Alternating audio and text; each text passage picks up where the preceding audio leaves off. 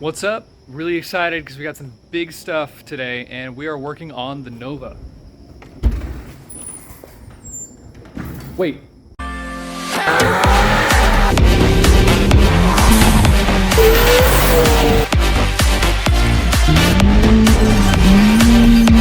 This is my cat.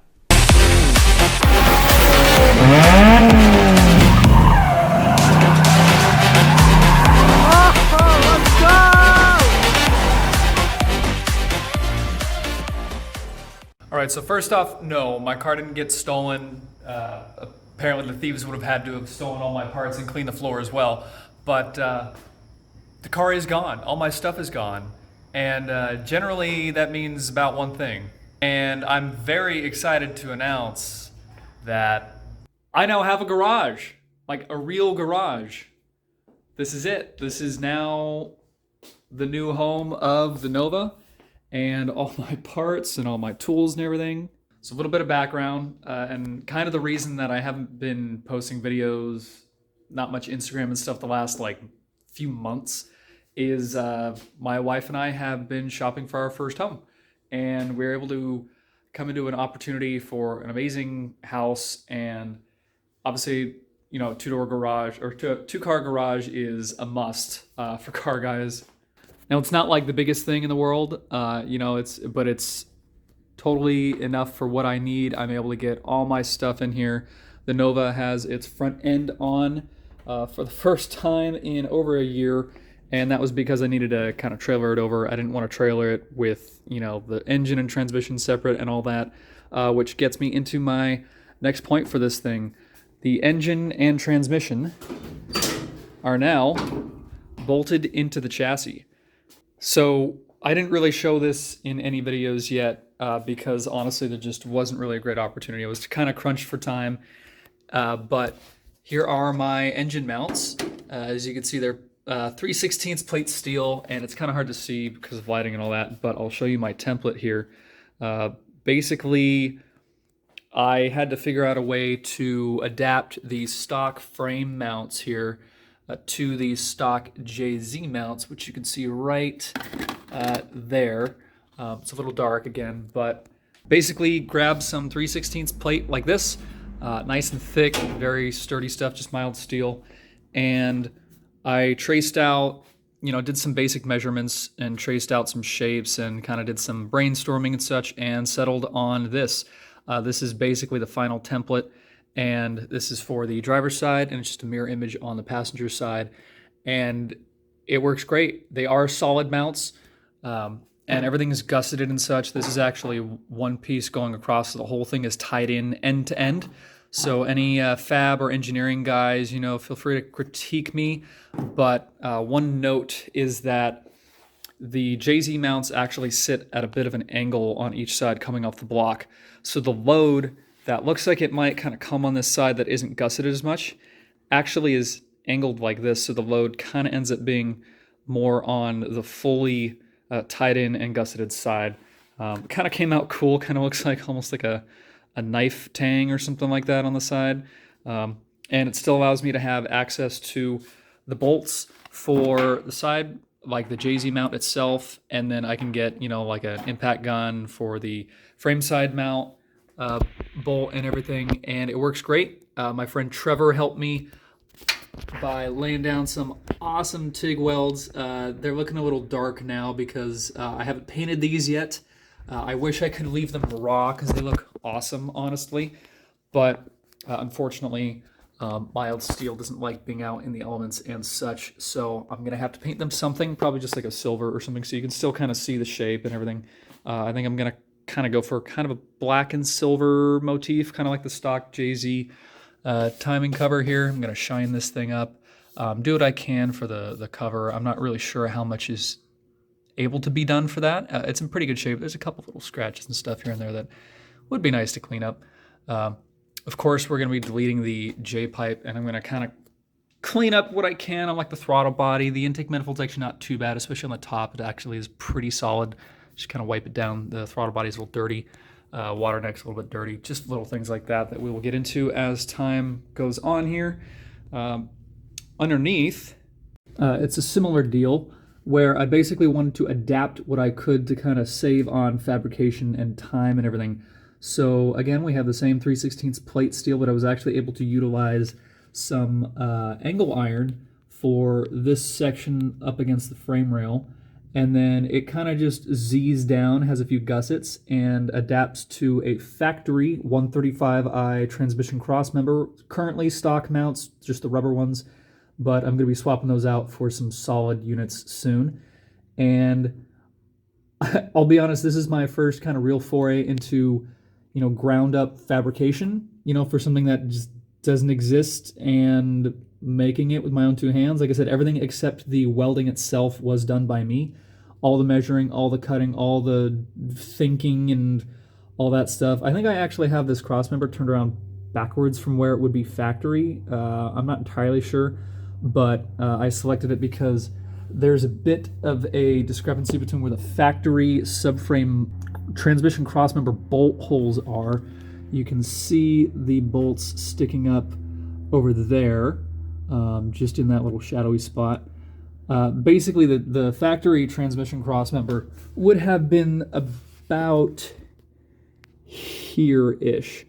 And as you can see, that's like an 8-inch difference for where the BMW one is.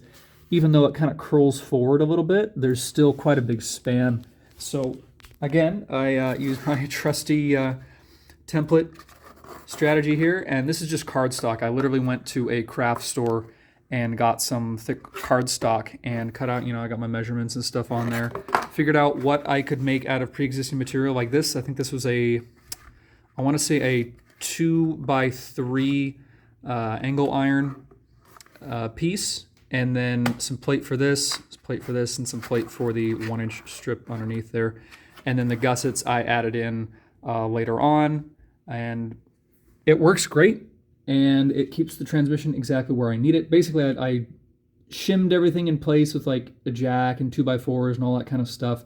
Took forever to get everything lined up, but it looks great. Everything is nice and centered. I'm going to be dropping down the drive shaft loop at to a more appropriate height, of course, and I'm hoping that I can get a good pinion angle and drive shaft U-joint angles and all that good to go. But so far, I'm super happy. And again, Trevor laid down some awesome welds on these things. I don't know if I can kind of get up in there to show you all the gussets, but it's pretty sweet. You kind of see some more over there. Again, I'm unfortunately going to have to clean or paint all these after I kind of clean up the edges and stuff like that. But it works great.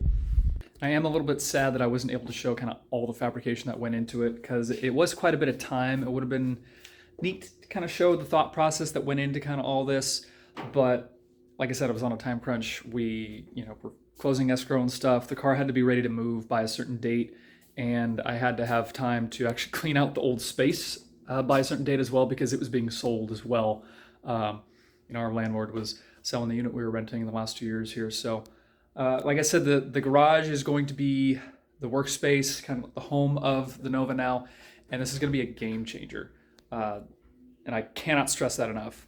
And if any of you guys watch my old videos with the single, very small garage that I had before at the rental unit, it was very difficult to work in. Every time I wanted to do so, I basically had to pull out everything that was piled in front of the car into like the driveway area, and then do what I needed to do. I only had, like the wall of the place is probably like here.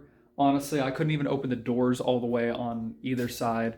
I had the core support still attached. It was leaning up against the wall, and I kept knocking it over and stuff like that. And it was just a little bit of a nightmare to work in. It was better than working outside. I've done stuff like on my mom's side yard when I first got the car, when I did all the front suspension and stuff. And that was an experience in and of itself. But this is kind of like a big boy workspace now. The gentleman who owned this house before with his wife was actually a car guy. He had 2 Model A's in this garage before me, and he actually left me a little piece of some sort of trim off of, I'm not entirely sure, I think it's part of like the cowl or something like that, that he left for me, you know, here in the garage. You also left a couple other things like an air compressor. It's a small, it's like an 8 gallon, like a Harbor Freight one, but it's an air compressor. And that means a lot of things. I can do a lot more than I kind of used to, you know, just you name it, you know, anything that doesn't entail like a lot of just air capacity. It still goes up to like 125 psi or something like that. So it'll be great for most everything I need to do, short of like, you know, sanding and stuff like that. Maybe we'll be able to get like sheet metal shears or something like that if I need to cut some stuff in the future. I don't know, but that's huge. It allows me to fill up my leaky front tire that, you know, I need to figure out here, you know, before I drive the car, but I got a little ways for that. And also these shelves they left here. These are some big shelves. They're like, I don't even know. I'm 6 feet tall and they're well above my head. I think they're close to 8 feet tall or something like that. And I was able to organize everything that I own car-wise. I got some stuff that I'm going to be putting in long storage, but I got everything else here. We got the bumper up top for the Nova, the trans tunnel. You know, I've got things kind of organized like electrical, some hardware stuff from actually the BRZs over here, some miscellaneous stuff.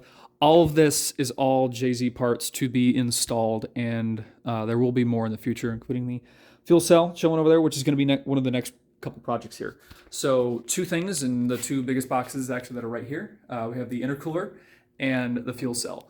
And those are going to be kind of the immediate next project. If not like today, maybe tomorrow, like this weekend, I'm hoping to pop those things in because it should be pretty straightforward. I've already test fitted the intercooler with a bit of a surprise kind of piece that I didn't even know existed originally. It kind of came from an interesting source. And then the fuel cell, I actually bought it specifically based off the dimensions of the trunk. So it should be pretty straightforward. It's already got a fuel cell in there, and it uses the same style straps and such. It should be as easy as, if not reusing the same bolt holes for the straps, maybe just drilling a couple holes and bolting it in once I'm happy with where it sits. So that should be pretty straightforward. A couple things that I wanted to get done. The intercooler, mostly because the front end is currently on the car. I am going to have to take the core support and front end off at some point to wrap everything up. But I figured this is a perfect opportunity to do certain things under the hood that need the core support in there. Like I said, the intercooler, cutting holes in the core support. I'm going to have to relocate my coolant overflow somewhere. It may live over here, actually, kind of cut down some of this wraparound business over here. I kind of want to clean up some of the wiring and such if I can as well. This harness just kind of chills over here. This is actually, I think, the parking brake cable that I cut out. Ooh. This is a very old, greasy car. On that note, actually, this car was built in 1971, and it's 2021, and that means this car is 50 years old now. And I can't think of a better birthday present than a running and driving 1JZ with a 6-speed powertrain by the end of the year. That is the goal. I know originally I kind of wanted to get this thing done by like the end of summer last year, you know, in 2020, but it was 2020. So, you know, I wasn't able to get kind of help from people like I kind of wanted. And it kind of worked out in a funny way where I ended up meeting certain people since then that made this possible at this point. I literally wouldn't have been able to get to where I am anyways if I hadn't kind of taken time and met those people and done other things. We went to the track with BRZ twice, actually, you know, that sort of stuff. So I'm okay with that. You know, 2021 was a little rough, but got some stuff done, you know, and I'm so excited for what comes next. I got a few projects and ideas for the garage space, especially with the tool situation, because it's a bit of a mess over here. You know, we got even more parts that I can't even store over there because the box is too big.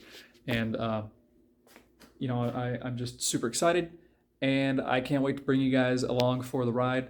So, you know, as always, you know, like, comment, subscribe. You can follow me on my Instagram. I kind of changed the Instagram a little bit. You know, if you followed me in the past, you know, it used to be a little different, but you know, you can follow me at the new one, and I will see you guys in the next one. Thank you.